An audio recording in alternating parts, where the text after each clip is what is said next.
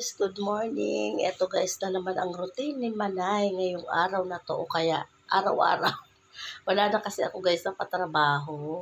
Eto ngayon habang nagkakape ako guys, nakapag-ihaw na ako ng talong. Tapos yung tira pang pansit na nabili ko sa Bernice, ipapalamang ko sa tinapay. Tapos ito guys, naglaga na ulit ako ng saging para kupot-kuputin. Lagay ko lang sa lamesa.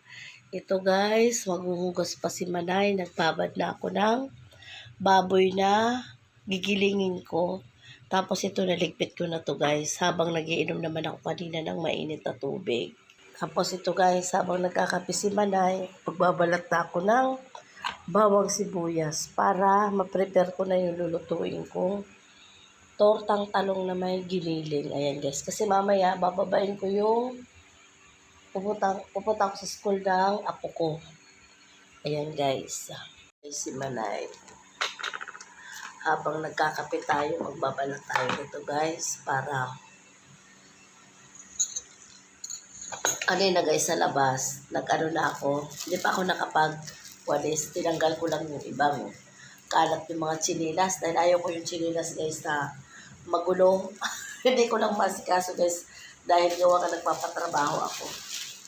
Tapos kagabi guys, nagpahilot ako dahil masama naman ang pakiramdam ko. Dahil gawa ng, siguro sa naipon-ipon na naman yung pagod ko. Halos ilang araw ako nagpagawa. Doon sa kabila, 3 rin ba?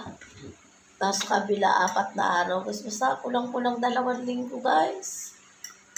Nasa 10 days yata. Tapos dito, nagpagawa din ako guys. Yung pinidyo kong yung cabinet, akala ko guys, mariresolbahan pa, hindi na pala. Ay, may ano na siya, may gumagapang na anay.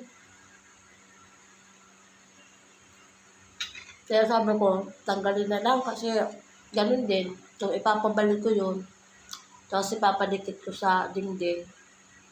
Wala, ano din siya. Sayang lang. Kaya ginawa ko, pinabili niya ako ng angular nung gumawa sa akin. Pagawa na ako sa pala nung sabitan, tapos patungan ng mga bag ng bunso ko. Tapos mamaya guys, lulutuin ko yung mamaya. Bababa ako mga 10 or 11. Puntahan ko yung mangalay kong apo sa school. Kape tayo mga guys. Itong pansit na to, may tira pa nga dyan na konting lubi guys eh. Ayan o. Sabi ko sayang, ipanaman ko sa tinapay. Ako lang mag-isa dito guys, gawa lang, ipasok yung apo ko sa school. Tapos yung isa, dito na yung tutuloy. Kasi pumasok yung mama niya, yung nanay niya. Yan guys, kape tayo. Ganito ako guys, so habang nagkakape. Ayan o. Pag alam ko may gagawin ako, medyo maliliit lang habang nagkakape. Kunwari, nagbabalat ng ganito. Kukunin ko na yan guys. Para mamaya, kung hindi ko to hiwain guys, i-grind ko na lang to doon sa aking grinder ng bawang sibuyas para mabilis. Isang push mo lang, durog agad siya. Pwede naman to guys, hindi mo pagsamahin. Kaya lang nung nakaraan, pinagsama ko yung bawang tsaka sibuyas. Isang push lang, tapos agad. Lalo pag maramihan guys ang aanin mo. Mabilis lang talaga siya.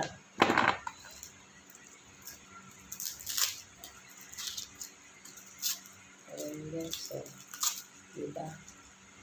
Bye guys, thank you, God bless po.